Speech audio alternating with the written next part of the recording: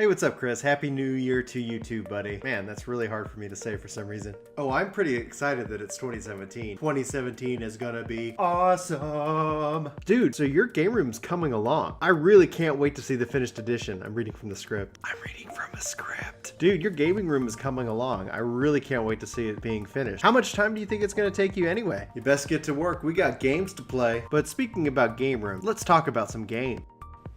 Topic tie-in. It's 2017 and it's going to be a great year for games. So let's talk about them. Let's get to work and talk about the games that we're excited about 2017. Channel tie-in, Boom City. But speaking also of games that are actually coming out, a little game that I like to call Final Fantasy XIV is getting patch 3.5 dropping here in just under a week. And then later this year, we're getting its next major expansion, Stormblood. It's going to be a great year for Final Fantasy XIV. But that's not all. In March, I hit the mic. In March, the Nintendo Switch is set to launch. Can Nintendo make it?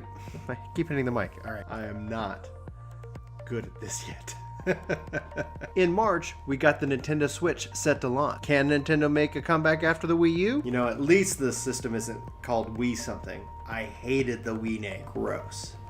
So with the launch of the Switch, we're sure to see several new games, like a new Mario game. We already know that Zelda Breath of the Wild is coming out, a new Pokemon game, as well as several within the Nintendo franchise. No telling on what exactly they're going to be launching here in 2017, but we do know that they're going to be having quite the lineup, especially around launch, to generate a lot of sales. But I've actually been out of the Nintendo game loop altogether with the Wii U, so I'm actually hoping that we'll also see several ports of classic Wii U games for the Switch, like Mario Kart, Smash Brothers, Splatoon, just to name a few. So all in all, I might play more Nintendo games this year than I have in the last couple of years, which is exciting. We should also see the release of Final Fantasy XII, or essentially the remastered release for Final Fantasy XII, coming to the PS4 and presumably the PC. I believe I read that somewhere, but I couldn't find confirmation while making this video. Now, for some, this game was completely missed due to its launching late in the life of the PS2. That's right, the PlayStation 2. It was a truly phenomenal game. It had some mixed reception. Some people were pretty satisfied with it, but I loved it. It's a phenomenal game, and I'm actually looking forward to playing it again. I have not played this game since it came out, and I'm looking forward to having the ability to be able to do that, since the PlayStation 4 and backwards compatibility really don't mix well. This year, it also happens to be a huge anniversary. It's the 30th anniversary of the Final Fantasy franchise. This is going to be huge and exciting, and they're supposed to, at the end of January, have some type of announcement as to what that's going to entail. So in 2017, 30 years of Final Fantasy, 15 mainline titles, and numerous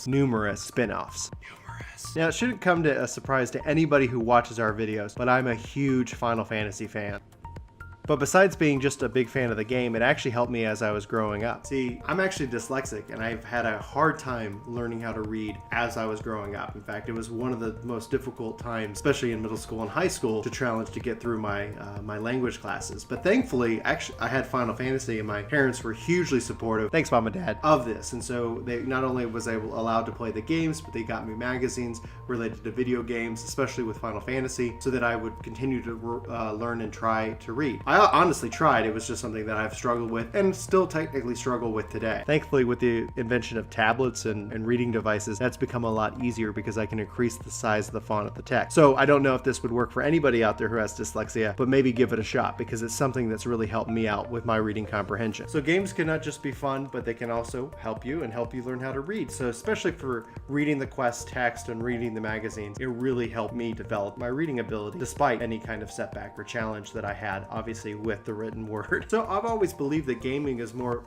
than just about playing a game. It's about having a conversation.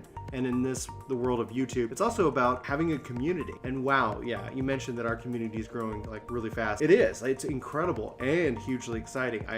I'm humbled by it. Tons of really great people asking and contributing to really great conversations. So I just, shout out to all y'all. Thank you very much. But back to games for 2017. So we've got Destiny 2. It's been somewhat rumored to come out in 2017, so I'm very hopeful for that. I put a lot of hours into Destiny 1. Way too many hours into the original. Way too many hours. games. But my hope for Destiny 2 is that they really embrace the MMO light essence. So Destiny really kind of was the shared world shooter is what they tried to coin the term on, which was kind of MMO light. I hope they embrace it and just go full MMO. It would, I think, work better for the community and set that expectation. It truly was a great game. They've fixed a lot with the Taken King, and the Rise of Iron is definitely a fun expansion. But needless to say, I'm absolutely going to have to try it out when it comes out. The PvP and the world were engaging, and we played, like I said, way too many hours of that game. And that wasn't just with us, like we played it for a little bit, but numerous amounts of friends would get on and just play that game over and over and over again. Truly, they had a lot going on for it. So we talked about the Switch and the related Nintendo games,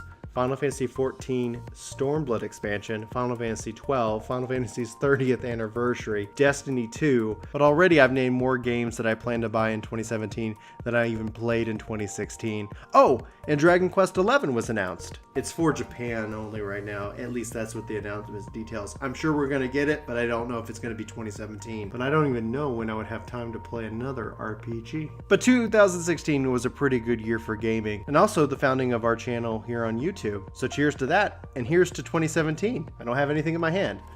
Here's to 2017. New Year's 2017 challenge time. Okay, so it's a new year, we got new technology, so let's play a game. If you're up for it, let's see each month who can run the most miles. We'll track them on our Nike Plus app to keep it fair. So we're gonna post these miles up on our vlog videos, obviously going from a snapshot of first of the month because of the gap between each of our vlog videos. We're gonna need to figure out what the winner gets, and the loser, that's gonna be you, by the way, loses. Anyway, let me know if you're up for the challenge. And obviously this video has gone over the 4 minutes allotted, so to tie it into the challenge, for every minute that we go over on a video, that gives the other person that many miles credit. So going over 2 minutes gives you 2 miles, 2.5 minutes gives you 2.5 mile head start. And with that, I'm gonna go back to playing some video games. And Chris, I'll see you next Sunday.